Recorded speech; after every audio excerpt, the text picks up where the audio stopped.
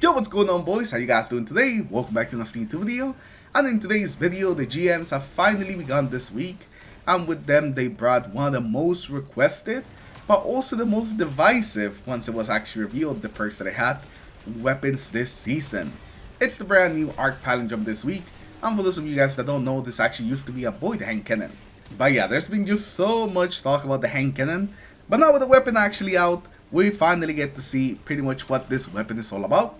So in today's video, we're going to be taking a look at what are all the perks that this weapon can get, what are some of the best ones if you're looking for a god role in this weapon, and also at the end we'll have a mini review on just my thoughts on the Palindrome.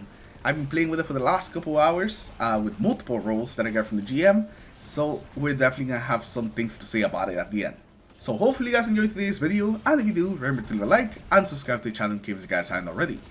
And the first thing we gotta talk about with this weapon is where to actually get it. And you can get the Palindrome this week from both the normal Knifles as well as the Grandmaster Knifles. The Grandmaster is actually not that bad this week, so I would definitely recommend that you go for the Grandmaster if you're looking for a good Palindrome. And if you guys are looking for a build for the Grandmasters, there'll also be a link in the description below and those in the comments for a build that I was using on this, so you guys can give it a try. Now let's actually move on and start talking about the perks, and this is like the most controversial part of the Palindrome, the perks. Since the Palindrome used to be a lot more of a PvP focused hand cannon, but with the perks this time around, Bungie definitely leaned more towards PvE, making it more of a PvE hand cannon, and people are just not about that. So we're going to be taking a look at most of the good perks on both slots, and going into depth on some of the best ones, and why I think are going to be the best ones for both PvP and also PvE. So let's get started, and let's start with the first perk. So these are the options that we have for the very first straight perk. We have Outlaw, Closing Time, Recycle Energy, To the Pain, Element Capacitor, and lastly Explosive Payload. And first we're going to start with PvE, and for PvE the best two options I see are going to be either Recycle Energy or Explosive Payload. Now Explosive Payload, when it comes to PvE, it straight up just gives you more damage. You're going to be doing 15% increased damage used for having Explosive Payload on. You're also going to be staggering enemies a lot more often, so Explosive Payload is going to be probably the best perk that you can actually get on this weapon for PvE. Now Recycle Energy is definitely a perk that I also want to look at, and I think has some potential with this weapon. Every time that we defeat some targets and we reload, it's going to give some energy to our lowest charged ability. So if you're on a build that uses a lot of abilities, this could be something that you want to go for. The main downside of this weapon is that you do have to reload every single time after getting some kills. So it's not like Demolitionist or Pugilist where just getting kills is going to give you the energy. You do have to reload more like something like Kill Clip, but instead of getting some damage buffs, you just get some more ability energy. I could see this one being pretty decent, but definitely not as good as Explosive Payload. Now for the Crucible, this is where the controversy happens, because none of these perks are really super great when it comes to like Crucible. Even though we have like such amazing perks like Lone Wolf, for some reason it does not come on the Palindrome, which is something that people kind of expected to be on the Pally, but no, we don't really have anything like that. We do have Closing Time, but Closing Time is just not really good on primary weapons. It's amazing for specials, but on primary weapons, you usually don't want Closing Time. So our best two bets are going to be Element Capacitor and also Explosive Payload.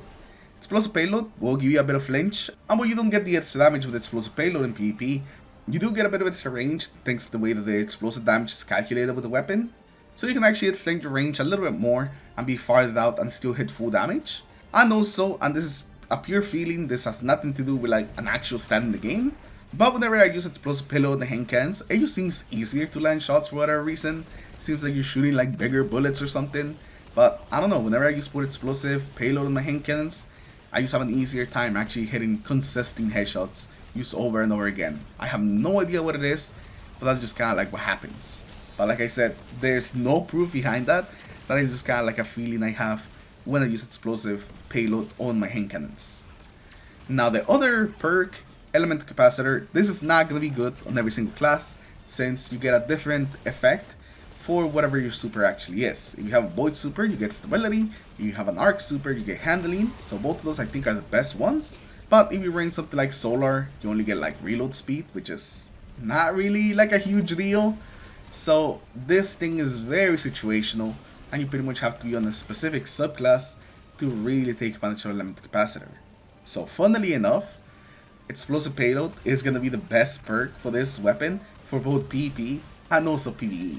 Which is actually very unexpected. You would have told me that this was going to happen once the palindrome finally returned. I would not have believed you. And now let's move on and let's take a look at the second row perks. Now these are the options we have for the second perk. We have Magnificent Howl, Snapshot Sights, Rolling Storm, Desperate Measures, Master of Arms, and also Opening Shot. And again, we're going to start with PvE. And for PvE, we have quite a few choices we can actually go with. Now, the very first one, I think the one that's going to work the best on this, especially with all the bolt charging that's happening this season, is going to be Rolling Storm. We're going to get 1 stack of bolt charge every time that we get a kill, or if we're amplified, we get 2 stacks of bolt charge. So if you're running some sort of arc build that you use bolt charge a lot, this is going to be perfect. Combining this with like explosive payload is going to be fantastic, since explosive payload pretty much guarantees you're going to be able to like 1 or 2 shot some of the ads. So you're going to be building this thing up very quickly, and you're going to be able to actually use Rolling Storm quite a lot. And since also there's not really too many primaries that have Rolling Storm currently, I think that definitely adds some value to this one. After that, we're going to have like basically 3 different damage perks that are all going to be pretty good. Desperate Measures, Master of Arms, and also Magnificent Howl. Now Magnificent Howl, you do have to get some precision hits to like get it going. But once you get it going, pretty much every time that you get a kill with it, you're gonna get that Magnificent Howl perk straight back into the magazine, so you can just keep using it over and over again. And with the amount of damage you actually get from Magnificent Howl, it's pretty much a guarantee that you're gonna be one-shotting any ads if you're fighting some ads, or that you're gonna be doing some pretty good damage against some of the bigger enemies. So I definitely think Magnificent Howl definitely has some potential, but it does require a bit of setup. But because of that setup, it does give you a 50% damage increase, which is one of the biggest damage increases just in the game as a whole. It is huge, so you're going to be able to just keep it up as long as you keep getting kills. Now the other one, Desperate Measures, I think this one's going to be like the most consistent one that you can get, and also activating it's also not bad. You can activate it with abilities, you can activate it with weapon kills, and if you do both, you get a 30% damage increase for 7 seconds. And you can just keep extending that after whenever you get kills, so it's actually pretty easy to keep this up. Desperate Measures is one of my favorite like damage perks when it comes to like PvE, whenever you don't have things like One For All. It's just really nice, and it's something you can keep up very easily for a very long time. And the final damage perk that I don't think is going to be as good as both of them is going to be Master of Arms. But I still want to talk about it because Master of Arms actually got a bit of a change this season, making it so instead of losing just all of the stacks right away, if you have Master of Arms times 2, it essentially just downgrades itself back to Master of Arms 1 before the perk just expires. So you can actually just go between Master of Arms 1 and 2 just over and over again without never really losing the perk. This is a perk that you're going to be able to have a lot of the time. Now unfortunately, the damage increase that you get from this perk is not a lot. At 1 stack you get 15, and at 2 stacks you get 25%. Which is okay, but it's definitely not going to be as good as Desperate or Magnificent Howl. But I wanted to explain this anyways, because we're going to talk about it a little more once we get to the Crucible.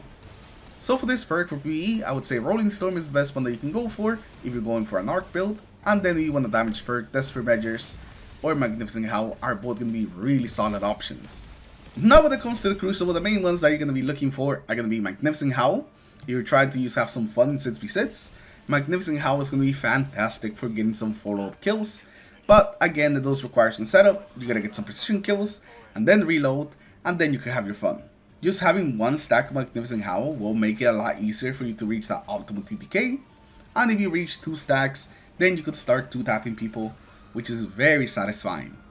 Now this, I definitely think is gonna be more of a niche playstyle. Not everyone's gonna be about this playstyle, especially because of all the setup that it requires. And if you want a perk that does give you a bit more consistency or an easier time reaching that optimal TTK, but also requires much setup, then you want to look towards Master of Arms.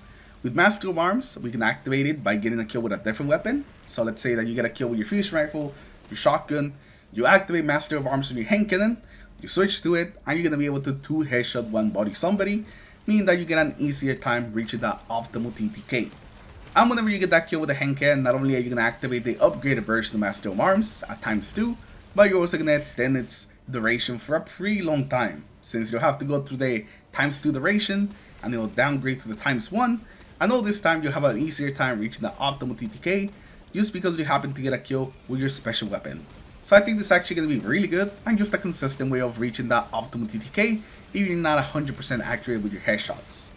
And the final perk is going to be the consistency roll, and that's going to be opening shot. This is going to give you increased accuracy and range on the opening shot of the attack, making it easier to land that first shot.